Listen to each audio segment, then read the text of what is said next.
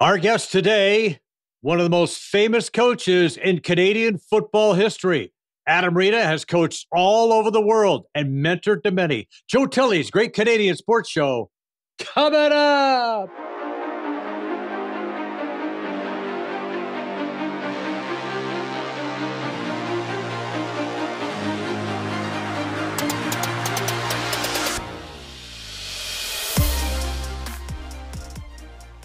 Our guest today hails from Kauai, Hawaii. He is calling Mississauga home now.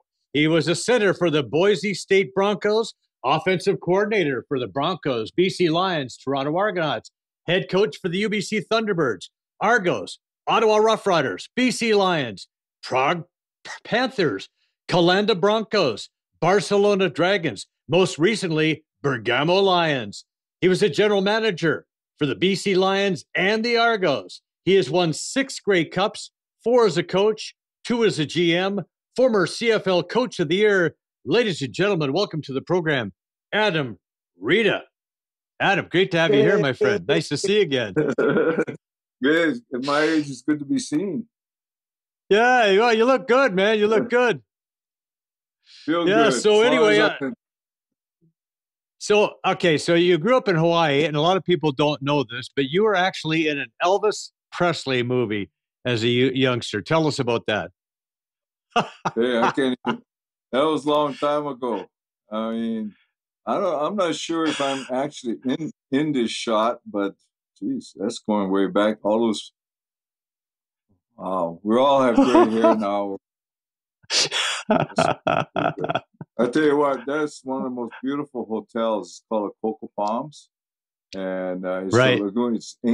There are ancient lagoons there that Hawaiians farmed fish, and so it's got great historical value. And those canoes are basically belonged to our canoe club at the time, and we were all the extras. So I was the whitest guy there, so I probably got a lot of makeup on.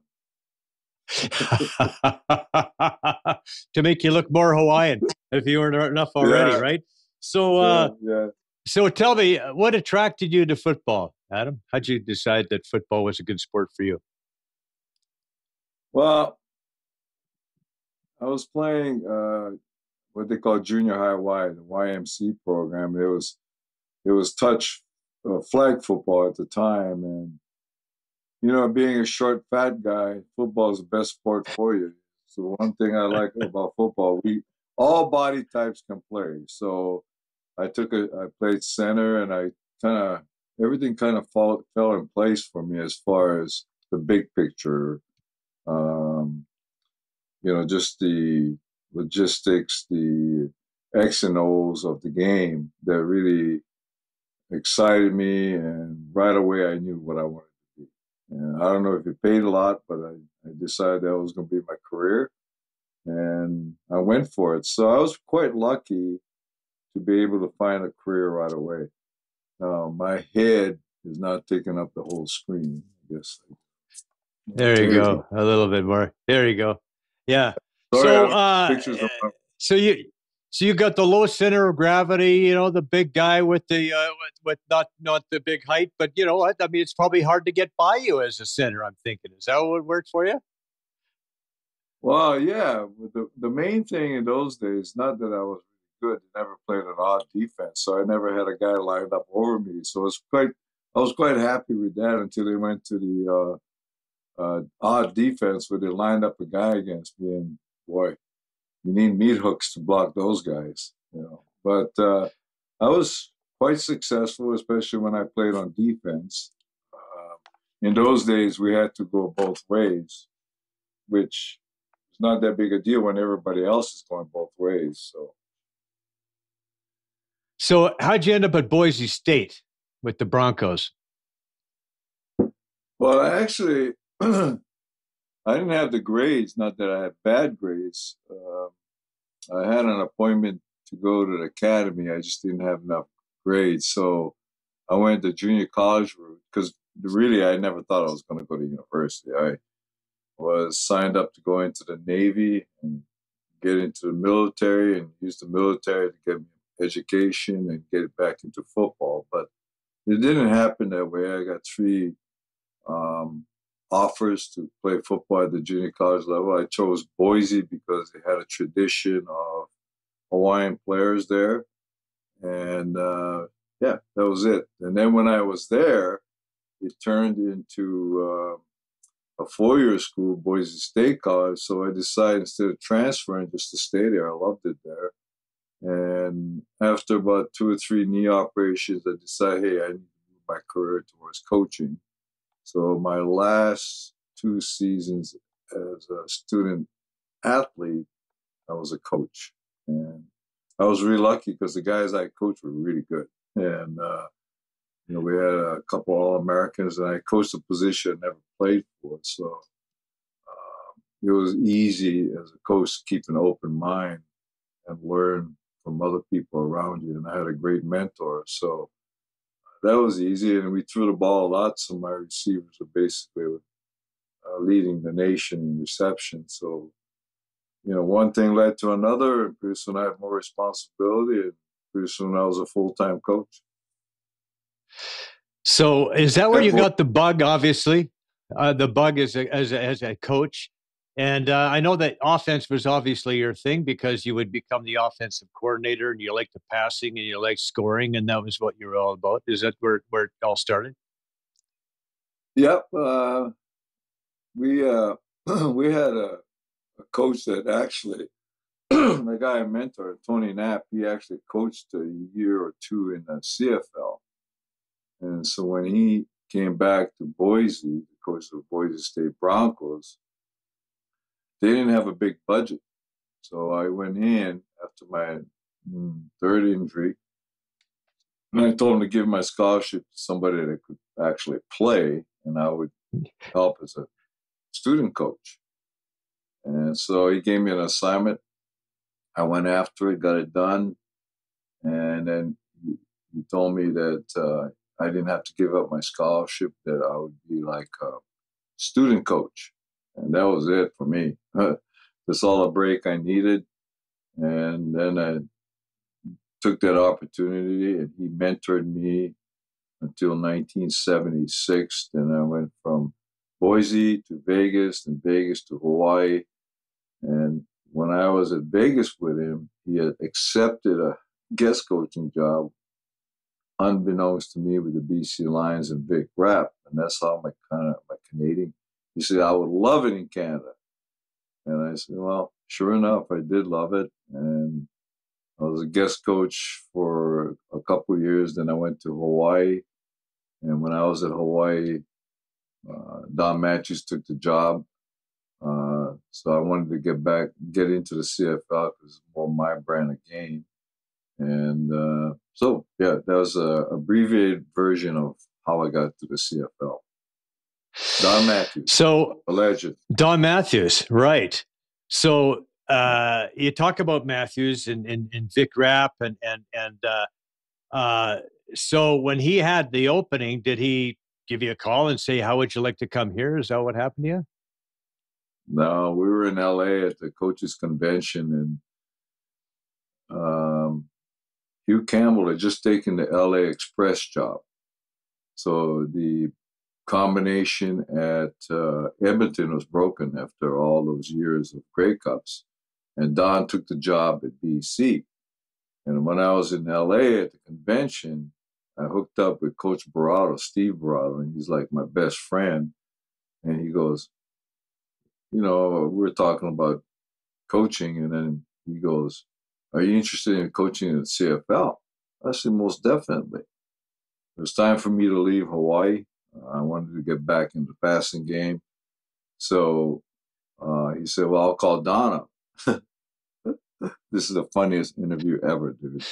I mean, so and this is typical Don Matthews. And so he calls Don up, and Don says, he said, Don wants you to come up right now, do your interview. I said, okay. I'd never done an interview before, really. So I went upstairs, I knocked on the door, he goes, it's open. So I go, here's Don Matthews, laying in bed, buck naked, on my interview. I mean, he's covered. Obviously, he's still in bed. And I go, my coach, blah, blah. See, I've known him for over the years. I mean, I not only competed against him, I also when he went back to high school in Portland, I recruited his high school.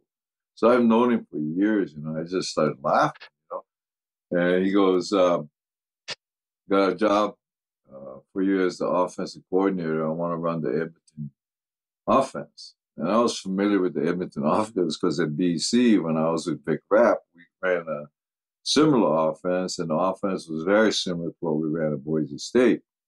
So I said, no problem. So he says, I'll have a playbook to you. First of all, he goes, do you want the job? And I go, yeah.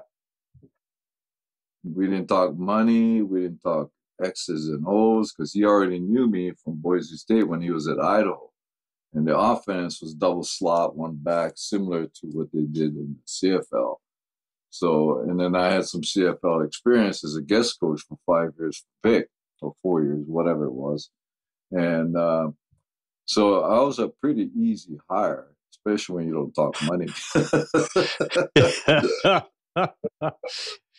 Well, so go ahead, finish the thought. Yeah. So he goes to me. I said, when do you want me to start? So you can start right now. I said, well, I got the letter of intent for University of Hawaii. I got 3 guys on the hook that I got to get. So he said, okay, after February 1st. I said, okay. So in the meantime, you know how the press are. You're part of it. They're digging around in BC. You think they'd have more things to do in BC. But anyway, they found out that I was the guy. So they did it. Who was it? Anyway, one of the guys called me up that I knew from being a guest coach. He goes, hey, congratulations. And me being an idiot, I go, hey, thanks. For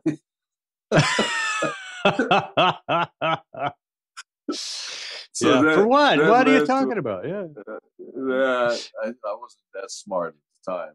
And not that I ever got smarter, but now I know how the press can play you. So I got a little bit better after that, but that was hilarious. So now I got to go back. It comes out in the paper in the province, I think it was.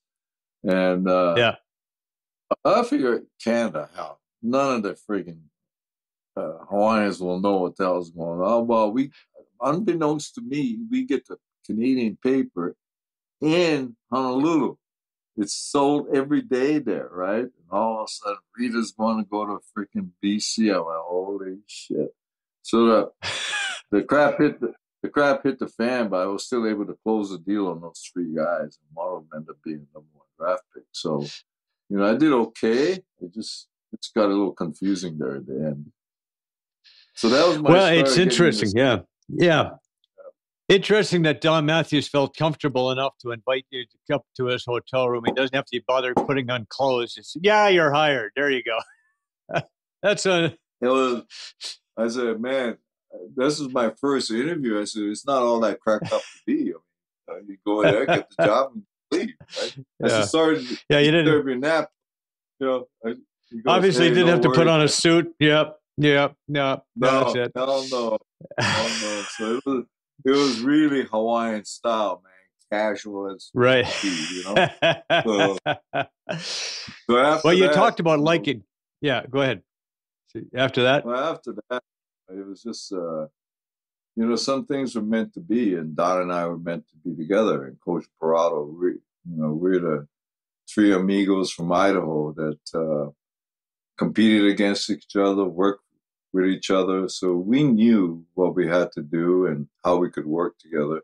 Don was a one-meeting guy. You meet at the beginning of the season, he tells you what he wants, his philosophy, and then you go for it. If you need help, you ask, and he'll jump in. But in those days, it was quite easy because we had a 4-man staff. 2 on offense, 2 on defense, and then you had a special teams guy, which we kind of introduced with the Lions. And then I think we hired Roy Shivers at the time. And that was hilarious because he had never seen 12-man football. So we're down on the field in a preseason game. Don goes, punt team. And Shivers go, punt team. It's not even fourth down yet.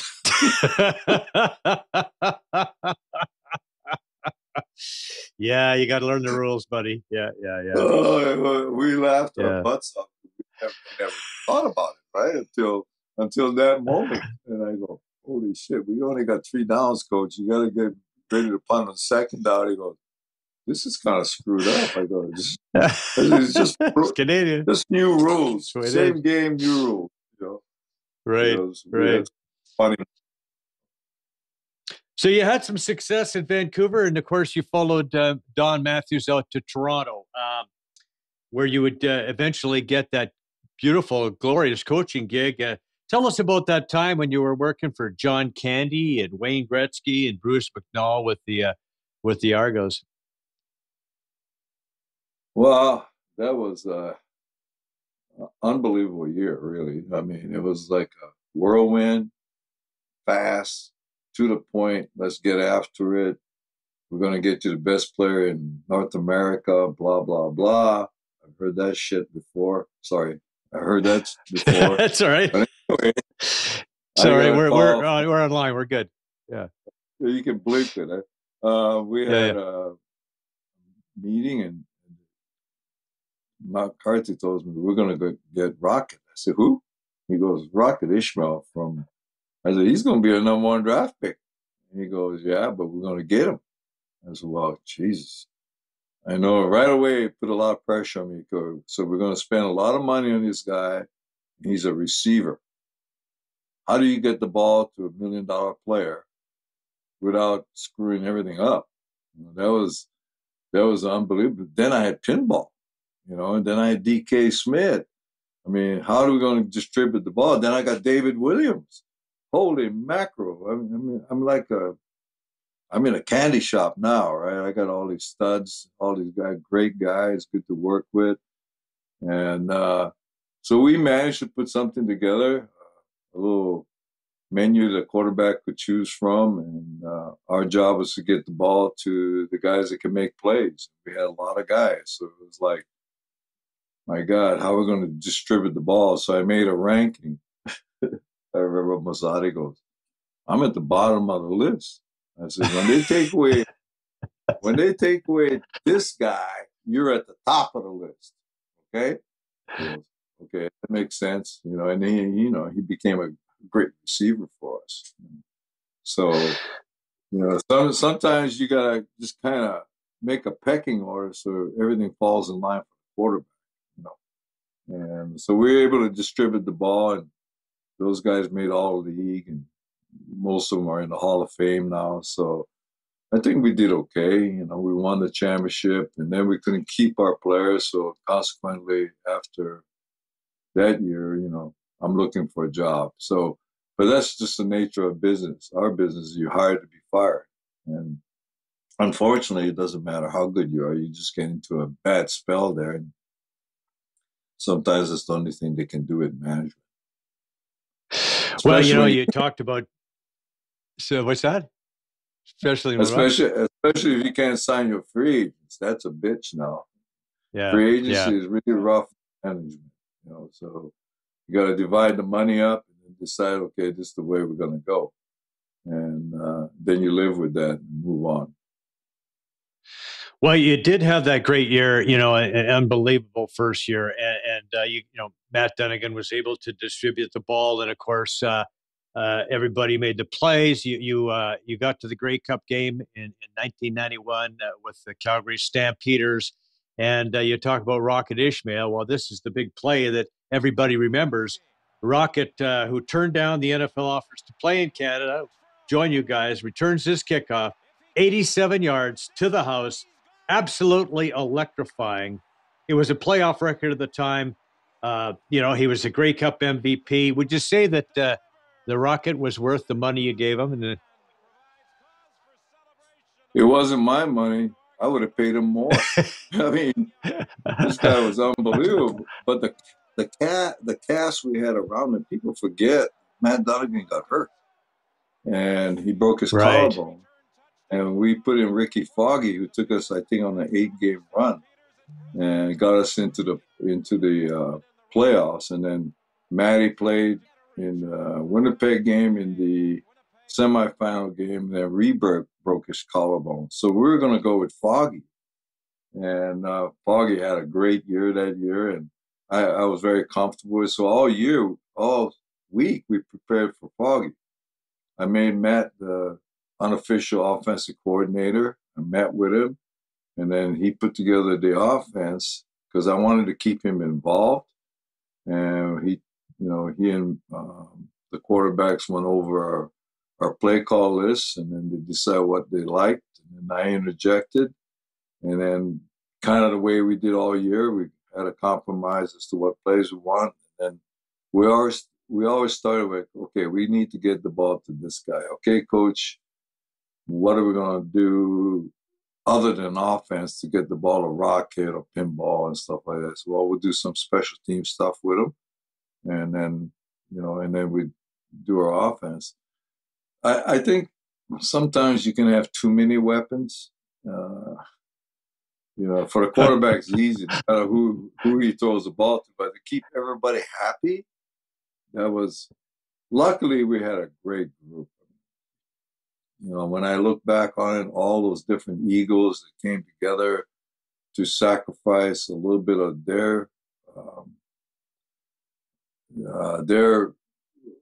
they could have been a lot more selfish and wanted the ball all the time, but we distributed the ball pretty good. I thought, and it was just the right moment. The stars aligned. Everything was good. I was a good fit for the guys and for the ownership.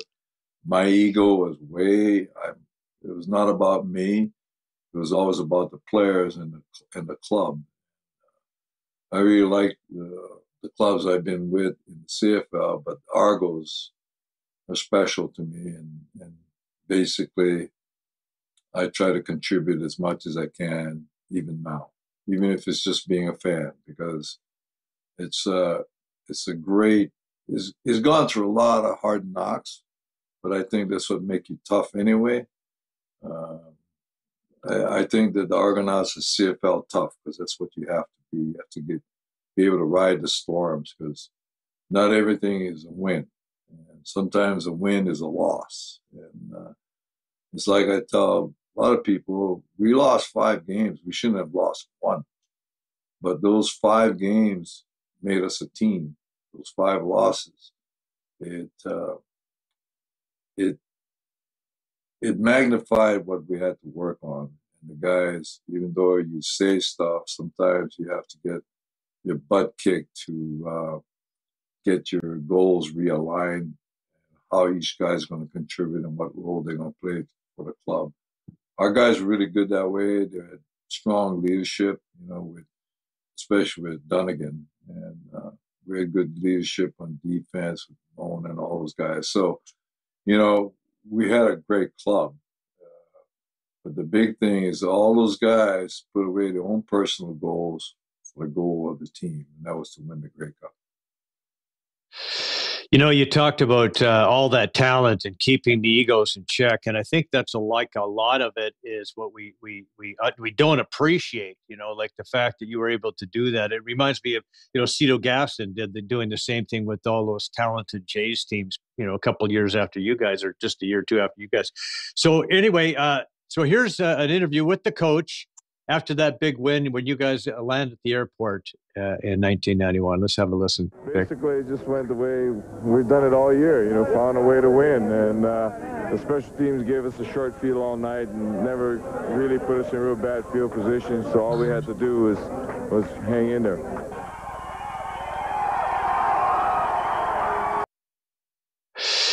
Fun times, eh? I like the hair, which disappeared right after that. Hey, that happens. That happens, Adam. It's the way it is, Coach. There was a little black in there. Yeah, I know. That's natural black. No Grecian formula, nothing like that. No, it's a real deal. So a couple of days later, you guys are feted with the victory parade at Nathan Phillips Square, and absolute pandemonium. It was like, I know. Look, check out the crowd here. This is like some biz we have from City TV's live coverage. You drew about 50,000 people for the Eastern Final, and there had to be several 100,000 that showed up for the parade and the celebration all up to Nathan Phillips Square. What did it feel like to win the Grey Cup and have that kind of support? Yeah, I'm just a country boy from a little island in the Pacific. This was unbelievable. It was probably one of the biggest highlight of my life. Probably that was it. I mean, the people were unbelievable, and I remember the Grey Cup we won in BC. That was kind of scary because the crowd just mobbed us. But in this case, here it was pretty well controlled. But the funny thing about this. I just shaved my head, I guess, the day before, whatever. I told the guys when we win the game, I'm shaving my head. I'm going to be like a monk, But anyway, so I go ahead and shave my head, and they gave us, it was kind of a cold day, so they gave us those blue Argonaut toques. So as I'm going down the parade route, I see these kids or young men, they're taking their toques off and they're shorting their head. They had shaved their heads too. The fans did. So I took my toque off and everybody's laughing, having a good time. So we get to City Hall and I gotta go to the washroom. So I go upstairs and I use the washroom, washing my hands. I look up and I take my toque off and my whole head was blue. All the fuzz from the toque. It was like Velcro up there. My head, my hair was so short, but it was like Velcro. So I looked like a Smurf. I had blue hair like that. I wish I should have took a picture. I just started laughing. I'm going, no wonder those good kids were laughing their asses off. Yeah. Well, it was part of the deal, right? The blue hair. Yeah. Then we went up to the stage and I had a cast of characters and all this. I didn't have to say anything. Those guys were just having a ball. And I said, hey, this is the way we did it all year. Let's finish it off. Let's have the players up front and personal. And that's what we did. We had a blast that day. And it was quite the deal to get everybody organized because we were on the road when we came back. I mean, I'm pretty sure that half the guys were hungover because there was a big party after the game, and I went to bed as soon as I could, but I was probably the only guy rested, and everybody was still in party mode, so it was great. I think that probably the greatest moment for all our lives at the time, and I'm glad that Toronto got to enjoy it as much as we did because the win was really for the city of Toronto and the CFL. And those fans showed up, and we had a blast. It was the guys wouldn't get off the stage. I mean, look at these guys. They had a blast. We had Donnie Wilson. There's DK Smith.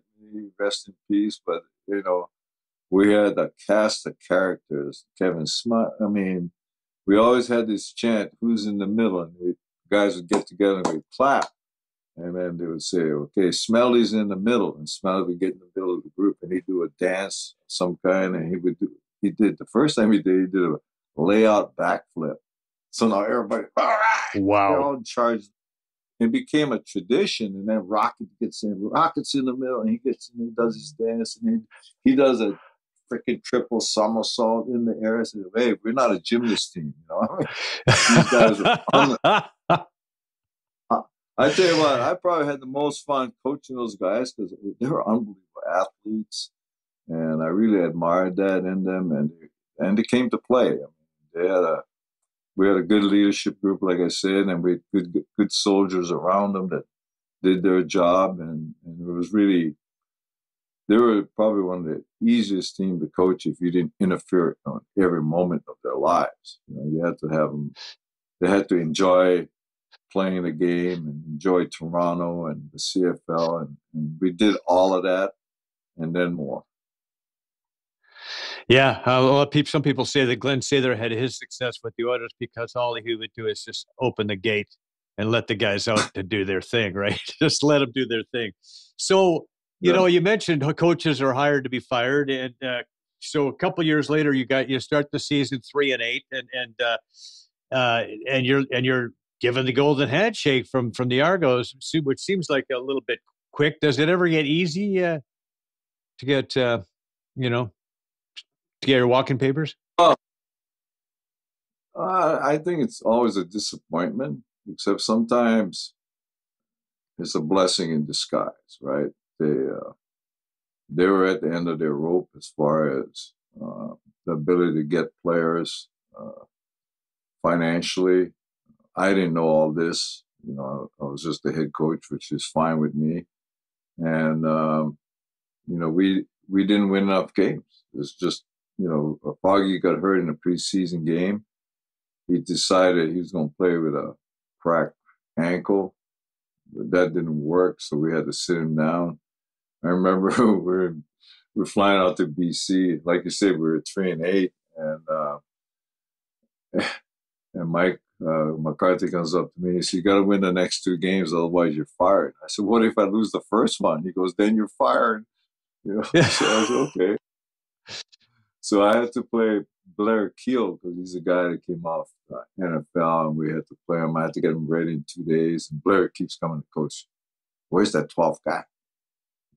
Where is he?" I said, "He's like another strong safety." He goes, "I don't know anything about this game." I said, "Blair, very few people know in 2 days what this game is all about. I said, just treat him like the other strong safety." So we got him ready. In the meantime, Foggy's getting ready. He's probably getting healthy.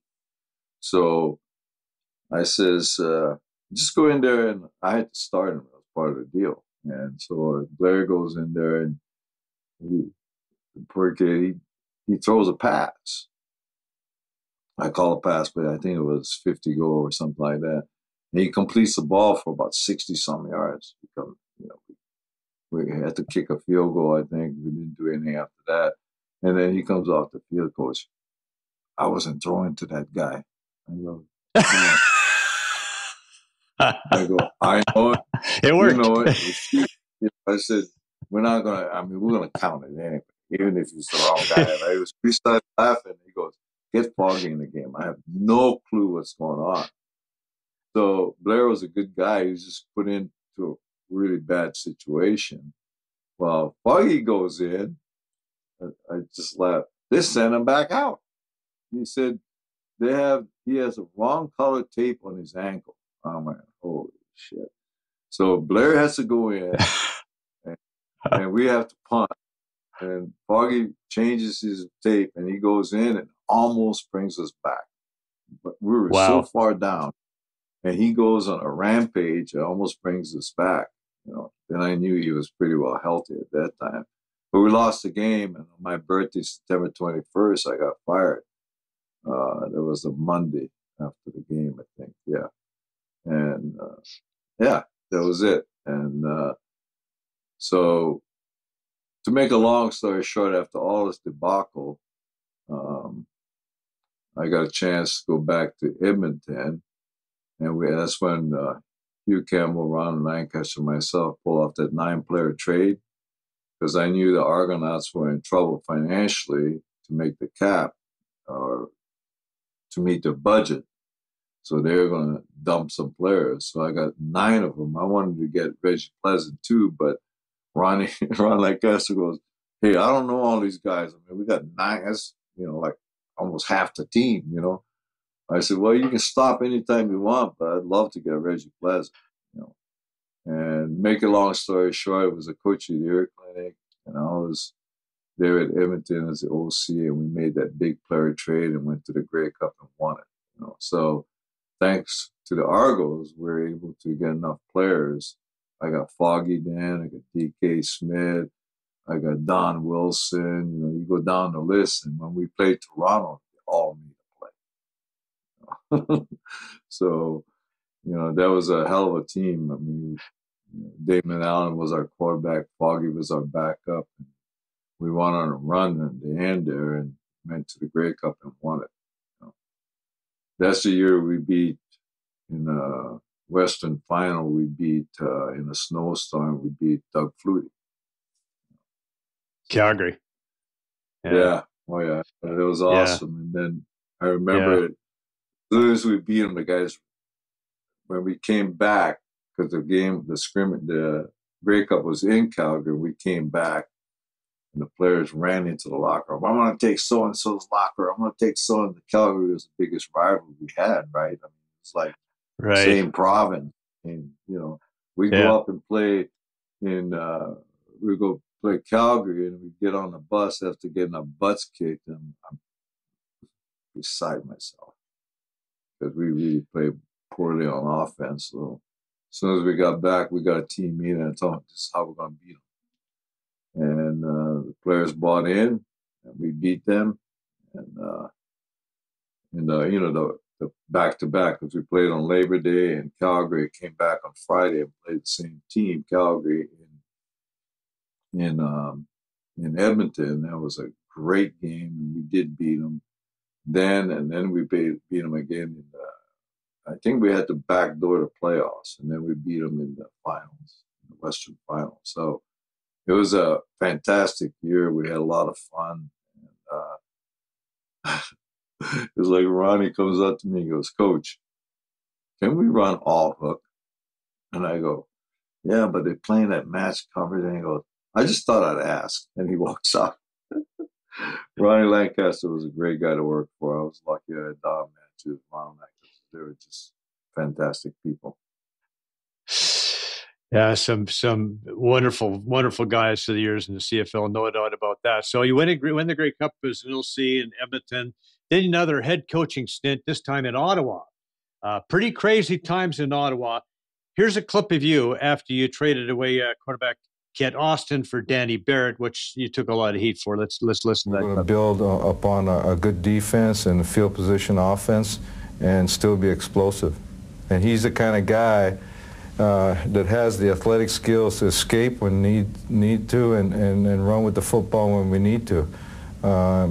He's a guy with great athletic skill and he's got a great smile too. A shot at Paul Romanek. That's great. So, I mean, you're working for the Gleibermans now. Tell us a little bit about what that was like. Well, it wasn't the Gleibermans. It was actually Bruce Firestone. And, Firestone first, right? Okay. Yeah, that was the Gleibermans would spend a lot of money because they had money, but I think Firestone just came off the Senators deal, and you know, there were some problems there. So anyway, we went in there, Phil Kershaw and I kind of remodeled the whole team, and we got Richardson out of Winnipeg. I remember as running back. He gets hurt in the first game. So, but we had Danny Barrett, and everybody thought it was probably a bad decision on my part to trade Austin away. But Ken Austin was a different style of quarterback that I wanted. I wanted somebody, I didn't know how good we were going to be up front. So I needed a super athletic quarterback that could make things happen. I think Danny, even though he missed 3 or 4 games because he got hurt against Baltimore in Baltimore, I think he passed for 4,000 and rushed for almost 1,000. He had a heck of a year. Probably his best year in the CFL was with Ottawa, believe it or not. But there were too many things that impacted our players. And I don't want to get into the details, but you know, we are professional and we need to get paid, you know. And that didn't happen as often as you would want to on a regular basis. So guys are running to the bank, and there's just too many distractions. But we managed to be competitive and fight. You know, we had, when Richardson went down, we found a couple of good Canadian running backs that really, really played well for us. And we managed to, we managed to get into the playoffs. And had only 4 wins. This is when, after that year, I was part of the rules committee, so we went back to the crossover. Because my point was, we're 4 and whatever wins. If we get to the Grey Cup, it's not good. You know, the whole season went up in the smoke for the CFL. So you need to get the best teams in there. Even though I was happy we got in there, I mean, you know, it's not good. It means the CFL has weakened somehow. So we were able to do the crossover after that. I think that works well. At least you get the top teams in there. Now, Well, it'd you be better talk about.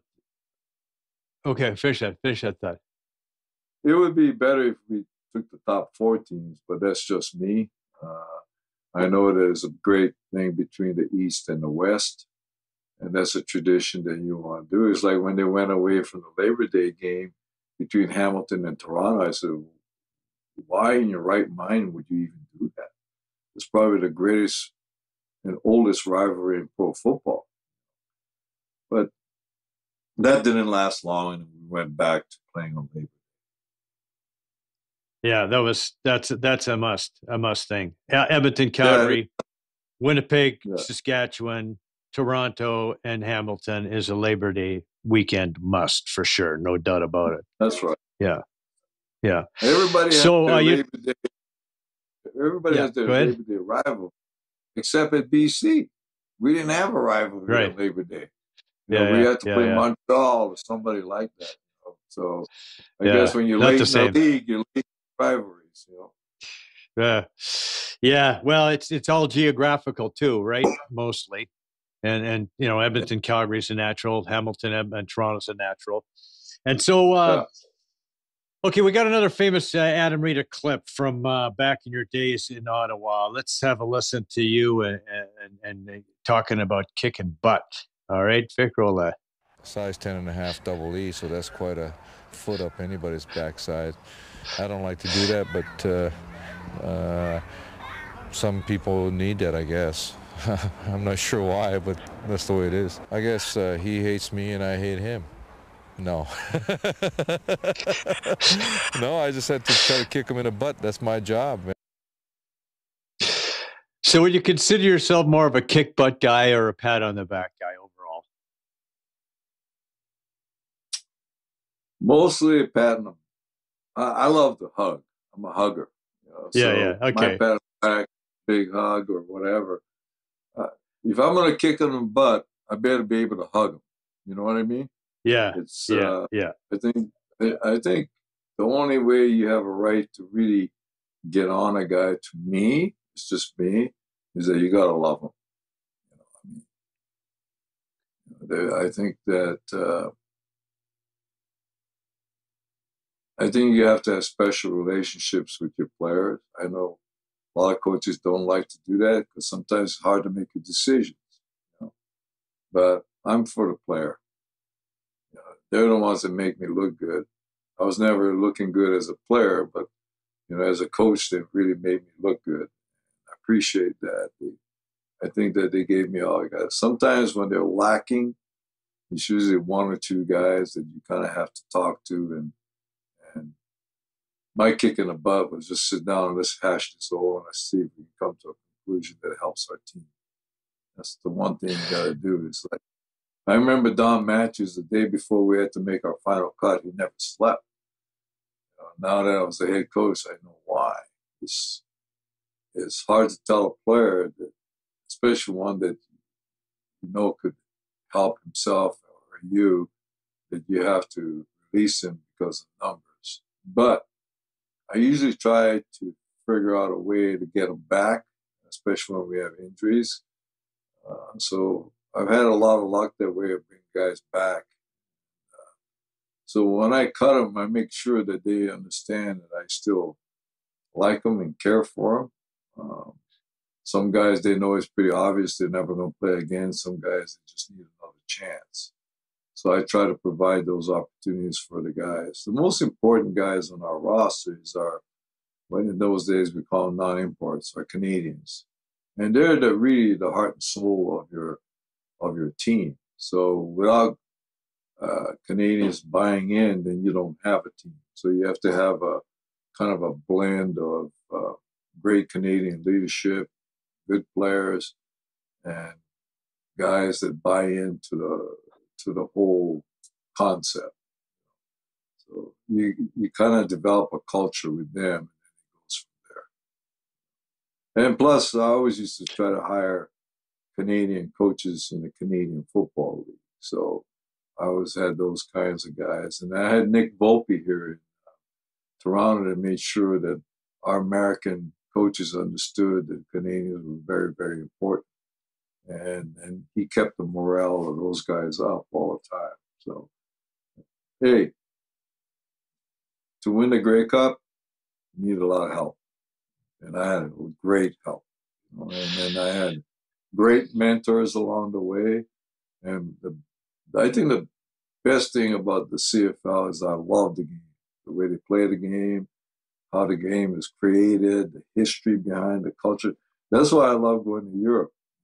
When I look up and see all those old buildings, I know that everything here is older than me, so it's got to be pretty damn good. Yeah, we're going to talk about that in a sec. But I wanted you talk about Canadians buying in, literally, like John Candy buying in and became a big proponent. And he was involved in the expansion to the U.S. Let's first of all, let's roll that clip. He was 90% of it, I would say. I mean, he was it. I mean, yes, there are other people involved. I was involved, Larry Smith, other people. But, you know, he was the leader. And eventually, you know, with expansion and the things we're going to be doing, we'll make it work. A colorful but very influential figure in the operation of the CFL because, you know, he had a lot of money in the Argonauts. He had his soul in it. Some people have their money in the CFL. Some people have their money and their soul in the CFL. John Candy had his soul in it. I guaranteed him not to have to put up more money than he did, so that when Wayne and I are covering losses, it came about by the time the second year was around, and then later on, John never had to put up another nickel. What are your thoughts when you see those clips, and what are your memories of first of all, John Candy? What was he like? CFL fan, true and true.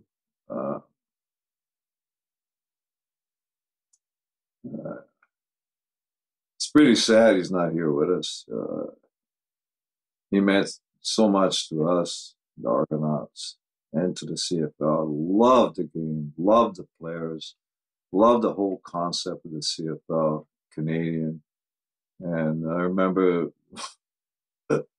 one of the things I remember the most was we were playing in Edmonton, and Carl Brazeley goes down on the field. And here comes John. He goes on the field before the trainers could get there and before I could hold him back. And he picks up Carl Brazeley and walks him off the field. Finally, I said, get the trainers in. And so the trainers get in, and I had to kind of pull him aside. I said, John, don't do that. He goes, why? He had tears in his eyes because Carl got hurt. Yeah. Anytime one of our players got hurt, he was like beside himself. Anyway, I told him, what if Carl had a broken back? Right. You don't know that. You know, I said, you know, just be careful. I love your enthusiasm. I love everything that you do for us, the morale and everything. I said, you know, you do a wonderful job. I said, you know, basically our team goes as you go, you know. He was just always there, always upbeat, you know, never, always turned a negative into a positive kind of guy, you know. And so I had to kind of talk to him about that. And I remember one time in Saskatchewan, and it is a tough game. Playing in Saskatchewan, or even in BC, when you have the time zones and everything like that, we go out there and we had our the day before warm up, and we were entertaining. I mean, I enjoyed. I mean, we did our thing on football, but after that, it was all about the players, and they had these skits going, and I mean, we had like hundreds of people watching us the day before. So now these guys got to sign autographs, but it's basically pinball and rocket. So I said, so you guys take a cab back. I got to have a meeting. And so anyway, they come in a little late because pinball won't leave unless he signs every autograph. Yeah. So now we accommodated that because I think that's the best thing about the CFL is the accessibility of the players to the fans. So I'm all for that. And then we have our meeting and we go and play the game. Well, the game never goes the way you expect it. You know, the press they're all, we're going to dominate Saskatchewan. I mean, yeah, those guys, they're pros too, right? They get paid too. So anyway, I'm trying to get my guys ready, but they're just not quite there. You know what I mean? That fever pitch is kind of not there. So anyway, we play the game and we're doing okay, blah, blah, blah. Finally, it comes down to the end of the game. I think we're ahead by 3 points or something crazy. Anyway, the game was close and they're going to get the ball back. And there's like, I don't know how many seconds left. And I go, man, they get the ball back here. We punt. They're going to score. So not that I didn't like our defense. It's just that the short field position, right? Yeah. So I said, Rocket. So I call out Rocket. He goes, what's up, coach? I said, I want you to be the punter. He goes, what? Yeah. I said, you got to punt out of our end zone. He said, I never kicked before. I said, I don't want you to punt the ball. I said, I want you to catch the ball, burn off as much time as you can, and step out of bounds. He looks at the clock. I think it was like 10 seconds or whatever it was. He goes, you want me to burn off that much time? I said, yep. I said, at least get close, Yeah. So they have no time left. So he laughed. He goes, this is great. This is CFL football. I said, yeah. You're going to give up a point for field position, So he goes back there and I'm telling you, like, okay, just don't fumble the ball. And he runs around back there and we step out of bounds and we go ahead and win the game. I mean, John Candy comes up he goes, that was crazy. I said, yeah, that was crazy. CFL rules. I said, I'm glad I remembered to do something. So he said, man, that was so exciting. He says, we got to do that again. I said, I prefer not to. I prefer to get up 3 touchdowns and not worry about that kind of stuff, right? So we get out of there with a win. So he goes to me. He said, I'm flying my private jet. I said, okay. He said, I want you to come with me. I said, no, I travel with the team. I said, I'm the head coach. I stay with the team. He goes, oh, no, we'll let us. I said, no, John, I'm with the team. I said, but you can take my captains. I had Ferroni, Moan, and then I had Mazzotti and those guys, right? I said, take the Canadians. So he goes, I think Donegan went with him too. They got on the airplane. All they did was celebrate the whole trip. So we had to get into Toronto, and I know we have rundown, where the guys come off the plane, we go to the facility, we check all the injuries, we go for a rundown, and then get the sweat back up, get rid of lactic acid, get into a meeting, look over the videotape, start for next week. Well, these guys that went on the airplane, they're not doing too good. Sleeping. He goes, no, they aren't sleeping. They were like, they got toothpicks in their eyelids, right? And I go, what's up? Mazzotti goes, coach, there was not a cap that went on the back on the bottle. I went, what? He says, John screwed the cap of alcohol and they partied all the way back. I said, okay, let's start with rundown first. We're going to sweat that alcohol out of you. Probably should not have done that. He'd probably kill those guys, right? We're never doing that again, coach. We're never doing that again. I said, run another one. We laughed our butts off. And that was John, man. He could play hard, work hard. But the guys loved him. He was like our living mascot. He did everything. And then another time I laughed. It was pretty funny. I'm starting to remember this John Candy thing. Sorry about that. We're still in. No worries. It was the day before. We just got off the field. I'd forgotten my toothpaste or toothbrush. So I ran downstairs, my flip-flop, my Argo t-shirt, my Argo shorts. I'm not dressed to be anywhere. But I run down. I'm in the shop in the store, excuse me. And John Candy comes whirling through there. He goes, "Coach, we're going to the John Gregory show. We're invited." I said, "I'm not invited." He goes, "Yes, you are right now." Yeah. He says, he said, "I got 2 limos right now to pick us up. You're in one of them." I went, "I'm not dressed. It's on TV." He goes, "Screw that. We're not all dressed. Let's go." So I jump in the damn limo. We go, and we had Pinball. We had Donnie Wilson. We had all the characters on the team. Rocket. I mean, they're all characters, right? So we go to John Gregory show, and John comes up to me. He goes, "Thank God you guys here." So what's the matter, John? He goes, "I'm taking some flack, man. The fans are calling in, and they want my ass fired." You know, he's going on and on and on. He's, "Thank God you're here." So we could do the interview, and it was the funniest. I wish they probably have it in Saskatchewan, but it was like John was the straight man, and our guys were the comedians. It was just the role was like reverse. He goes, "I've never been the guy. I've always been the comedian," right? He said, "This was hilarious. We had a blast." And I didn't say a word. I didn't have to. I just observed. And I was like their audience. It was unbelievable, you know. But that was another experience that with John. I mean, as I go along, I probably got a few of them because he was always with us. Always. I mean, he dedicated that part of his life to us in the CFL. I mean, he went everywhere. I mean, the guy was amazing.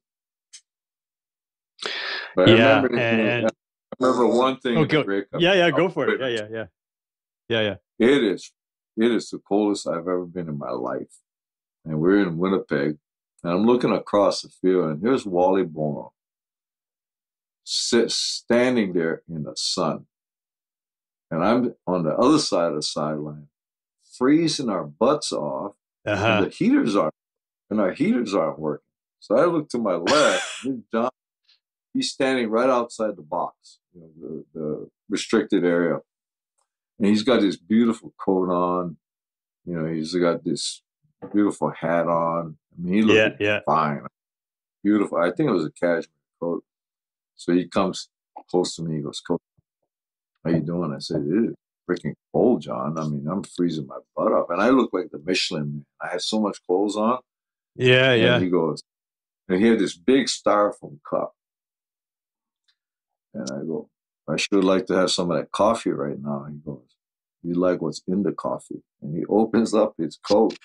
And he's got 2 big flasks right there. I'm going, antifreeze. He goes, "I'll get you a cup and we'll pour some in there." I said, "John, I got a game to coach." He goes, "Like you say, the hay's in the barn." I go, "Yeah, but I still got to feed him more hay, you know." Oh, God, he laughed the butt off. You know? But I tell you, it was the coldest I ever been in my life. I remember McCarthy said, when we were in the Grey Cup, "I'm going to go get the cap. If the captains come with me, you go in the locker room with the rest of the team, and I'll accept the Grey Cup."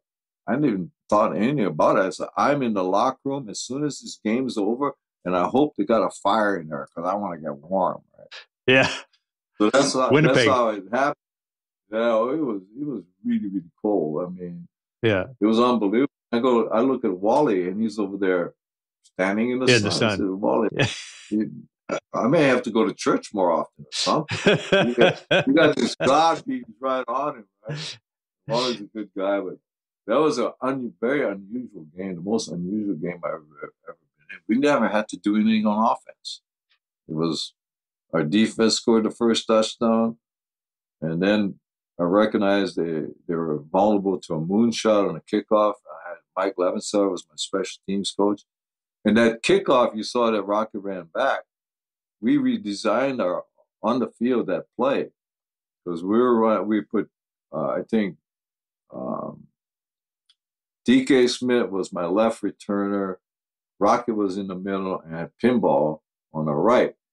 And I said, "Well, we're going to put the 3-man return game, and then we'll see pick your poison." Well, they picked DK Smith.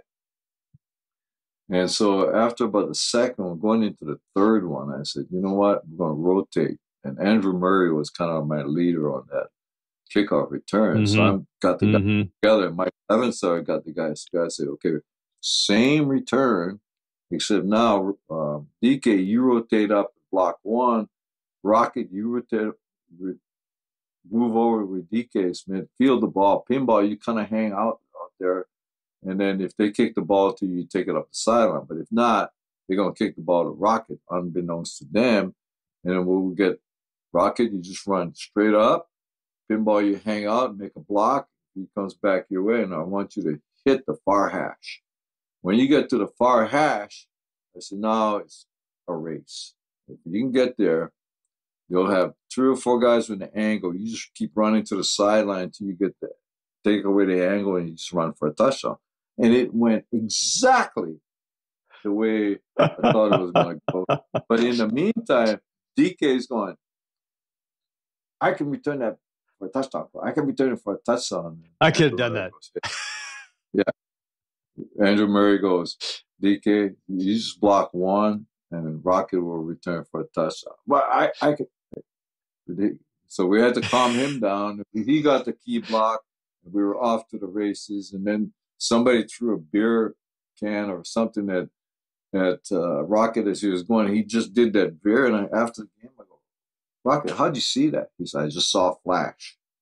That's all I knew. I was out. Wow. You know?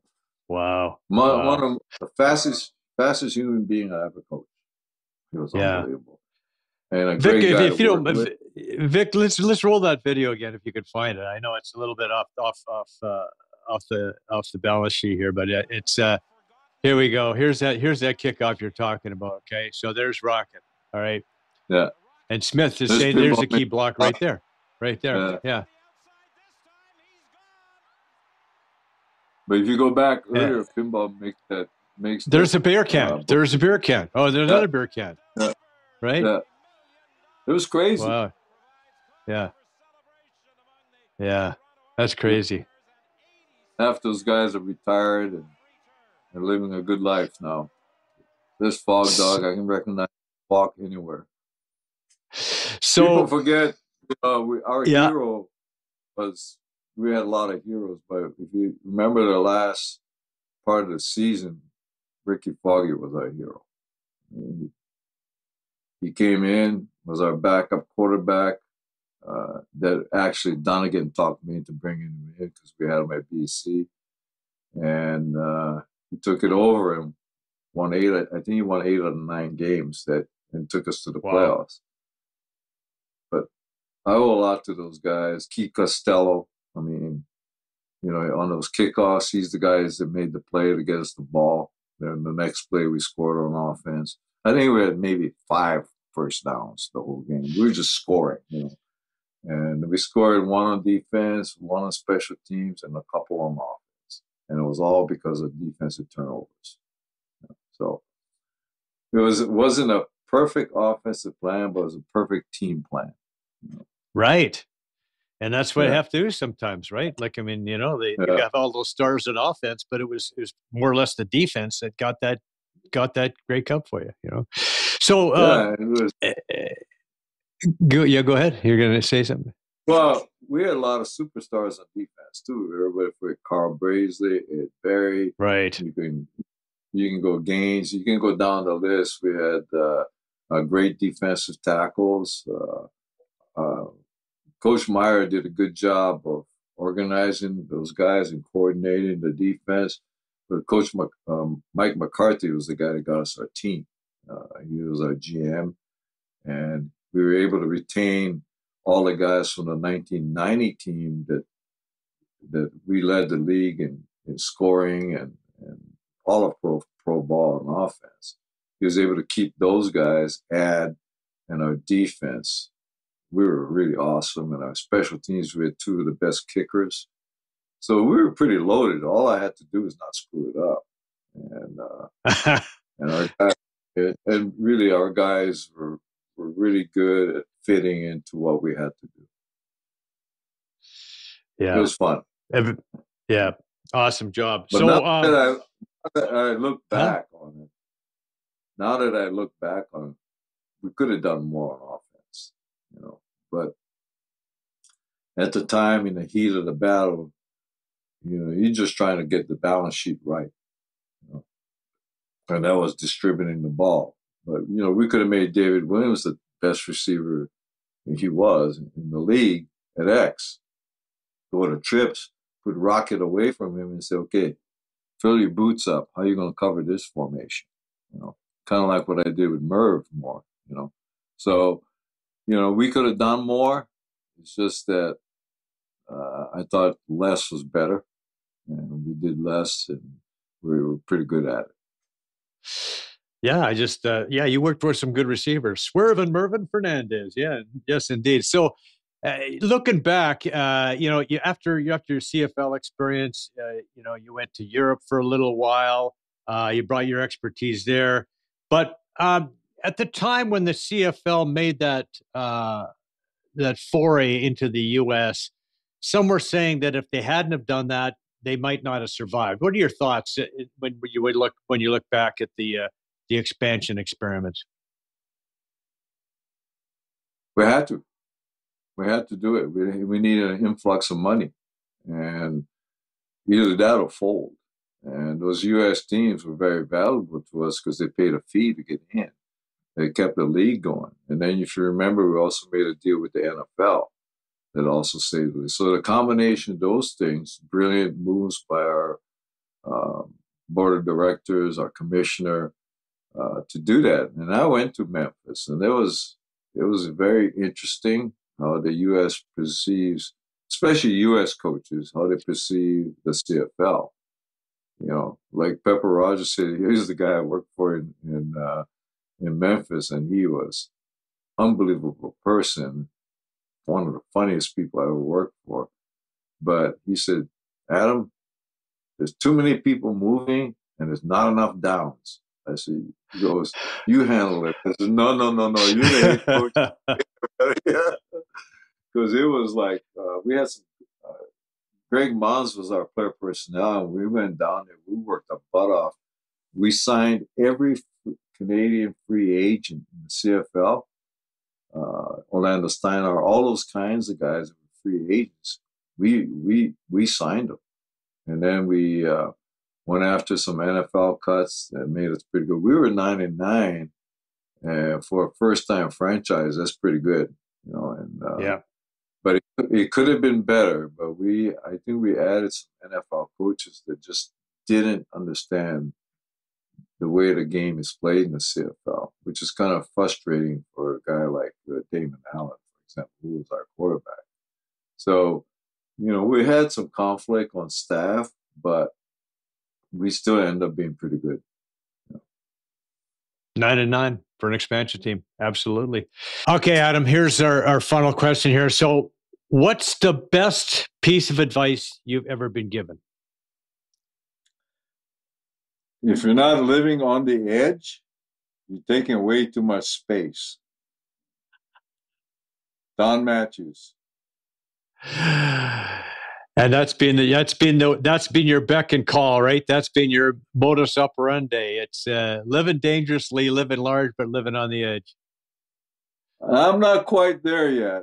Don was really good at that. I'm a little bit more conservative, but I let my players live on the edge. Yeah. I said, we probably most people don't know this, but my quarterbacks made all the play calls. I made maybe 5 calls a game. We had a game plan. We stuck to it. If the game plan needed adjusting, then I would do that. But we had a menu of plays to choose from. So, we could do a lot of different things on the run. But no, Don lived by that. I mean, his whole life was that way. I'm a little bit more on the conservative side. But it was damn good advice, because every time I catch myself being too conservative, I think about that, and it opens my mind up a little bit more. Well, it certainly worked for you, Adam. It's been great catching up to you, Coach. Thanks for taking the time to join us, and good luck. Any chance of you coming back to this side of the pond to work again?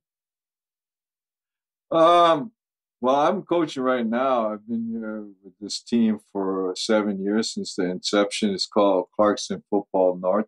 We're a prep school academy working out of Mississauga. We play all of our games in the United States. We recruit all over Canada.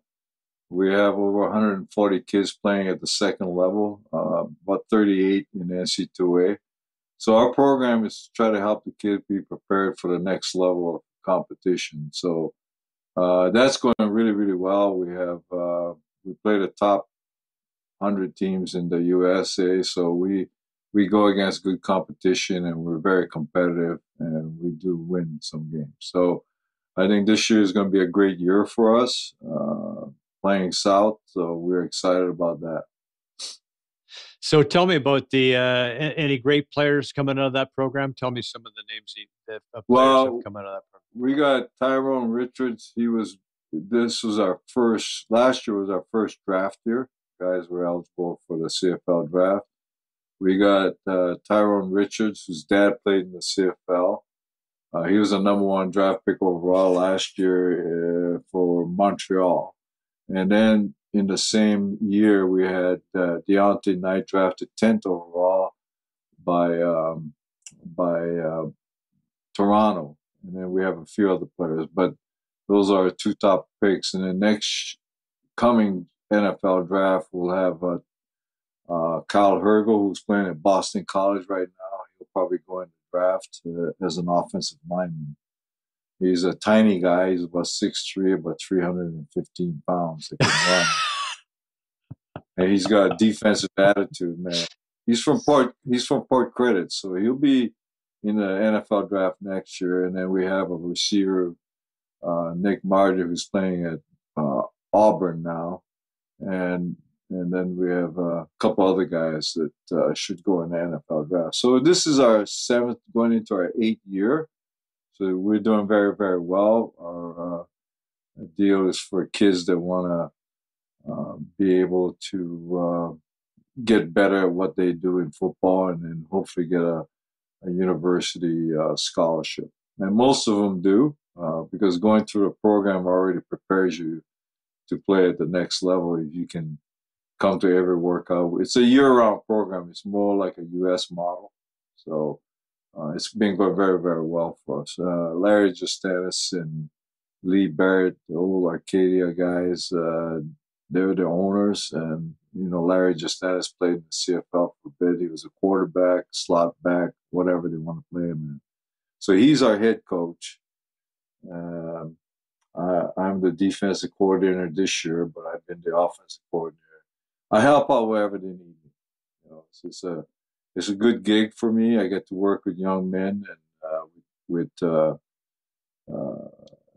to provide an opportunity for them to go to the next level. Most of our kids are very motivated, so they're pretty easy to coach. They listen well, and they're very good academically. So it's an advantage as a coach to get smart guys playing the game. Awesome. Nice to hear you're still involved, Coach, because with your expertise, you got a lot to pass on there, my friend. Thank you for taking the time to do this, Adam. Thank you for taking the time to do this. It's been a while. We were much younger the last time we did this interview. Oh, yes, we were. Yes, we were. Thank you, my friend. Okay, buddy. Right. Take care. Take care, man. All right. So much. Bye-bye. Thank you. More sports when we come back. Joe Tilley here. My wife Penny Claire and I recently took an amazing trip to Egypt and Jordan with Trip Oppo. And here are our top 10 must-dos. Last but not least, we relaxed at a luxury resort and took a dip in the famous Dead Sea. This beautiful resort was a perfect way to cap off our incredible adventure in Egypt and Jordan. After days of exploring ancient ruins and bustling markets, it was wonderful to just kick back, put on a little mud, and soak up the sun by the Dead Sea. Oh, I almost forgot to mention the amazing cuisine in Egypt and Jordan. Don't forget to try the delicious local food like mouth-watering Egyptian barbecue. And the best part is that our Trip Oppo tour includes almost all of the meals, so you can indulge in the local cuisine without worrying about opening your wallet. I would highly recommend that you book your next trip through Trip Oppo. Call them today.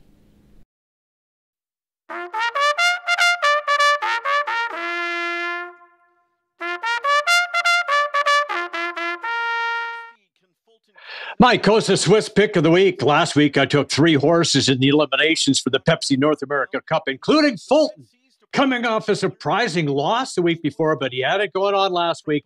Redwood Hanover, who won a division of the Some Beach Somewhere Stakes, challenged heading into the stretch. Fulton, with Dexter Dunn driving, held on for the victory in 1:48.2, a career best. Ammo got up for second. Redwood Hanover held on for third. An impressive night by Dunn and Fulton, who will be one of the favorites in Saturday night's $1 million final. Linda Toscano, the trainer of Fulton, a big weekend for women's trainers. Belmont comes to mind. Toscano had 2 elimination victories. The 659 trifecta paid $44. Dexter likes his horse's chances in next week's final. He also drove Christchurch to victory in the first elimination. Lucky to get quality horses to drive for sure, Stewie. So, yeah, they got separated right for me tonight, and just got to hope you can turn the elimination wins into final wins, right? Yeah, exactly that. I know you're going to have a tough decision to make, and we still got a long ways to go, but I guess we could ask this question. When things are going this well for you on a night like tonight, you should just feel like you can't do anything wrong? No, you definitely can. But, you know, when you got horsepower, they make you look good. All right, this week I'm looking at Saturday night's $1 million final of the Pepsi North America Cup. Let's go with a $5 win place with these 3 awesome horses. Fulton, It's My Show with Scott Zeron, and Vocephalus, who had a wee stumble in the eliminations but should be good. For all the racing updates, visit Costa TV on Instagram, Twitter, and Facebook. Go to hpibet.com for your wagering options. Joe Tilley Sports is brought to you by COSA, Central Ontario Standardbred Association, providing a united voice for harness horse people racing at Ontario tracks. Check out your benefits today at COSAonline.com and check out COSA TV on Facebook and YouTube for all the latest harness news and live action updates. Live racing year-round. Go to hpibet.com for all your wagering options. Become a member today, and your first bet is free. That's hpibet.com. Addiction Rehab Toronto, Toronto's #1 alcohol and drug treatment center, saving lives, reuniting families. The only treatment center in the province to offer medical detox, treatment, sober living, and lifetime aftercare all in one place. Our unique and specialized programs are designed to equip our clients with the tools to successfully lead a life of dignity, respect, and purpose. Let us help save your life or your loved one's life. Call today for more information or to facilitate an intervention. 1-855-787-2424 or visit addictionrehabtoronto.ca. Guests on Joe Tilley Sports receive a gift certificate from Classica Imports. Top of the line imported men's clothing. Check out the Classica Essential Collection now. Go to shopclassica.com. We want to thank all the folks who make this show possible. These are friends, trusted business associates, and all-around great people. We highly recommend them all. Thank you for your support of Canadian and local sports. A reminder that the show is available on Spotify, iTunes, Breaker, Radio Public, Google Podcasts, Pocket Casts, as well as Spanglish Network, Zingo TV, and Buzz TV Live. Also, check out the show on YouTube. All of our past great shows are there. Lots of cool clips and shorts. Like and subscribe. It's absolutely, positively free. Thanks once again to Adam Rita for being on the show. Thank you for watching, and we'll see you next time. Do you want to buy or sell a home? Could 31 years of real estate experience help you? Why not speak to an amazing team that loves to overpromise and overdeliver? Aldo has a tremendous team of experts on staff. They are committed to making your next real estate transaction smooth and comfortable. Call 416-GET-ALDO or visit getaldo.com. Brian Gribben Insurance Planning, helping you solidify your financial future. At BGIP, what we do that's unique in the marketplace is we show people how to spend and enjoy their money in their early years of retirement without the fear of running out. Also, we're able to do this without you having to change financial advisors. Please look us up at bgip.ca today. Let's book a 30-minute phone call to see how we can bring value to you and your family in your planning. Call Brian today for all your retirement needs. We did.